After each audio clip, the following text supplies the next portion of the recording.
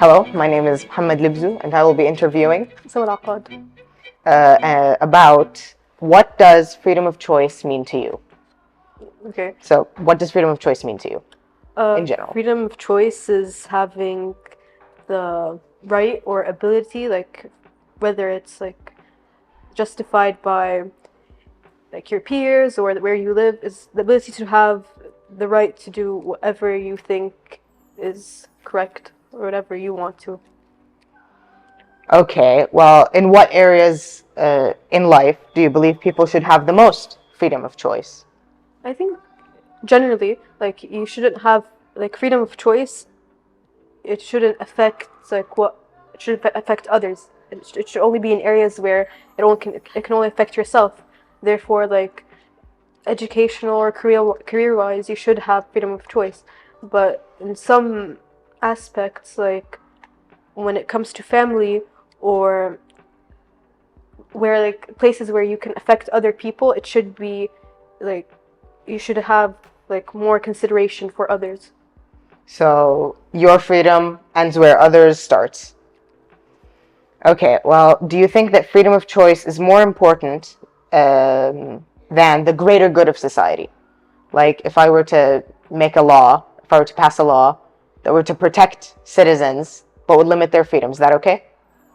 See, now the greater good of society is very objective. Everyone has their own opinion of what that is. Nobody's like a villain. Nobody's out to get anybody. Everybody, like in their mind, they're just doing what they see is fits and what they see is correct.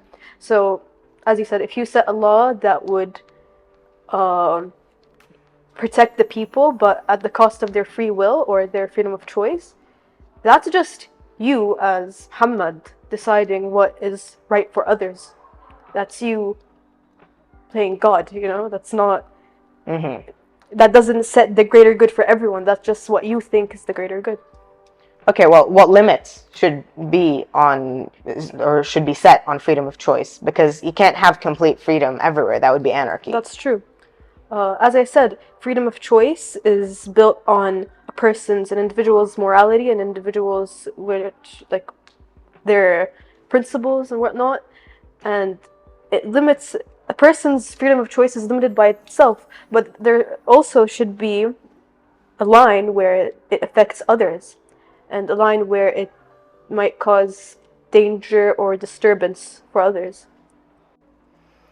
Okay, can you think of any situation where having freedom of choice might harm you instead of helping you? You personally, as someone who has freedom of choice? Yes.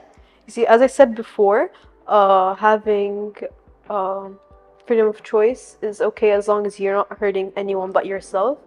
But also, some people are reckless and impulsive, and impulsivity grows when you have a wide like spectrum of things you are allowed to do, things you can do because of freedom of choice. So I think it provokes more impulsivity. So there could be situations where someone does end up doing something reckless and hurting themselves or others in that matter. So yeah, I think there are situations where someone could hurt themselves.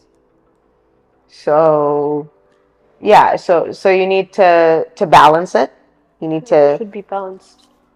yeah. It should be. So you think it is okay to stop someone from doing something catastrophic that only hurts themselves? Yeah, 100%. It should be set by themselves. They should have a clear line of values and morality before they are handed that freedom. Okay.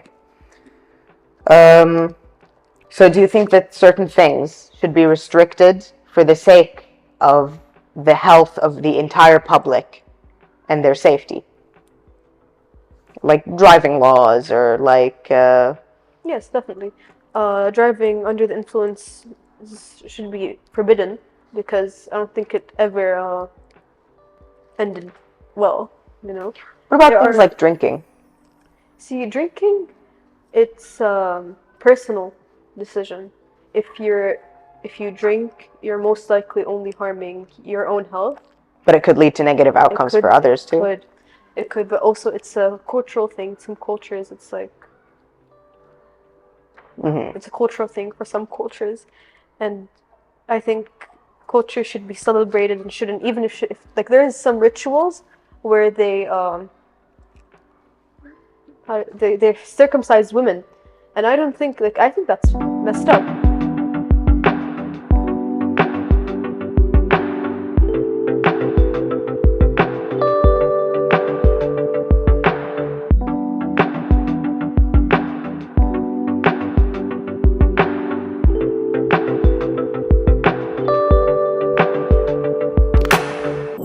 Okay. Well, speaking about culture, do they play a role in determining freedom of choice or how much you have? 100%. Determining freedom of choice comes from religious beliefs and cultural beliefs and your society where you are. It's basically what decides what you are allowed, what you're not allowed to do, what you're allowed to think, what you're not allowed to think.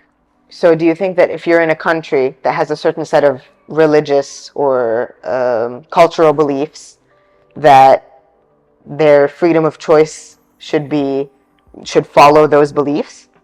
It is those religious beliefs and those cultural beliefs are what direct, what direct the restrictions and what's allowed in that direction. It's what controls what's allowed. It's what puts the lines. How do you think education affects people in making rational decisions? I think education is one of the most important factors because let's say as a child you are being taught what or being pointed in the direction of where your morality stands, you personally, what you think, what you believe. So it does play a important role in deciding your personal principles and personal beliefs.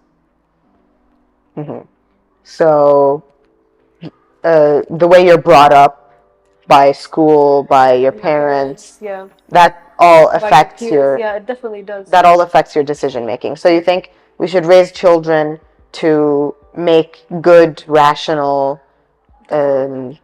morally acceptable decisions? Morally acceptable is also a subjective matter. Everyone raises their kid to be what they believe is a good person, what they believe is a rational person. A school teaches their children what they believe they should be knowing, what they believe how they should be acting, and most parenting fact criteria and criteria are different, are similar. Like don't hit, don't cuss, don't do this, don't do that. So I think you should, as you said, we should bring up our children to be more rational, more better, more honest. Okay. Now, so all of these decisions and choices we make need to be balanced with laws that we need to follow. How do you think that we should balance the well-being of humanity, society, of people, with our freedom for making our own choices? How do you balance those? Your freedom, as I said many times before, shouldn't affect. Your freedom ends where others begins. You know, it shouldn't affect others. Like let's say, oh, and it also comes from it's stigmatized by validation. So let's say per se, I come up to you, you're upset about something. I'm like, oh yeah, you have the right to be upset about that thing, and then you go think, oh, I should go blow up someplace because I'm upset about it, and and I'm validated for it. That it should be there should be a line between being rational and being validated. Who do you think should be in charge of balancing these things? I have no clue. Who? Listen, if let's say, if so, like a couple years ago, Germany thought Hitler would be the best person to decide. So, and Hitler was in charge, and he burned a bunch of people. So you can't really decide on a person. to decide what you can do and what you can't do. Because and some people might agree with the person who's in charge of that, or some people would very disagree, and some people would be affected, you know. And currently, who's in charge is like the government of the country you live in, the prime minister, the king, whatever, your society, your parents. That's who put the laws and rules. Well, thank you for that interview. It was very enlightening. Thank you. I think this topic is a very difficult topic to talk about. Thank you for your time. Thank you.